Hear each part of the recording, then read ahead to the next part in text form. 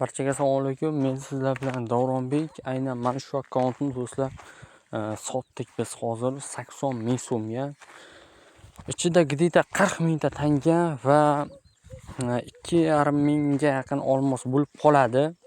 Bunday akkauntlar bizda ko'plab topiladi. Agar kerak bo'lsa Telegram orqali Davronbek DLC deb bexato yozsangiz meni lichkam chiqadi, yozaverasizlar. Shu vaqtdan foydalanib YouTube kanaliga ham obuna bo'lib qo'yinglar do'stlar. Aynan foydali videolar siz uchun chiqadi. Mana bu meni Telegram kanalim DLC 25 haqida deb yozsangiz chiqadi. Asosiy mana shu kanalga tashlab boriladi ko'p narsalar.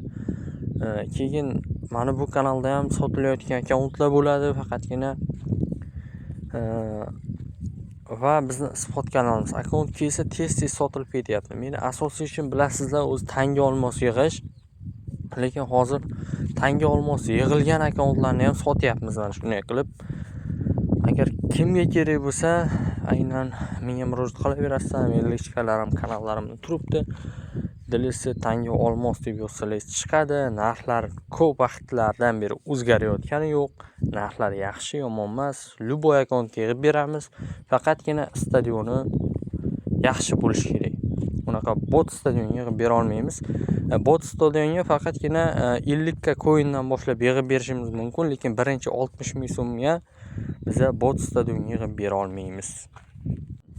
40 ming talab bo'lib qoladi deydi. Kim chiqadi bilmadim. Bitta legendariy futbolchi ham ochilgan 100 mingtadan oshiq, chunki nimasi? DPlari do'stlar, ajoyib akkaunt. O'zi bu akkaunt normali bo'lib qoladi do'stlar. Nima deydi? 80 ming so'mga bu menimcha arzon. Chunki 2,5 mingta olmosi bor ichida. 40 mingta tangasi bor. Menimcha arzon, yana ham bilmadim endi. Bundan arzon menimcha bo'lmasa kerak. Hech qaysi admin bundan arzon o'zi sota olmaydi. O'zi bizda akkauntlar ham arzon, ham javob beramiz 100% va kim bu? Chellinimi deymanda? Chellini menimcha. Keyin yana biza tanga olmos yig'ish bo'yicha ming arzon hisoblanamiz. Aytganimdek Chellini. Ko'pchilikka o'zi Chellini chiqyapti boshida. Bu yaxshi. O'zi men ham o'zimning akkauntimga Chellini olmoqchiman. Yaqinda o'zimning akkauntimda ham obzori chiqadi. Ya'ni unga bir 50-60 mingta tanga yig'ilsa, yig'yapmiz hozir.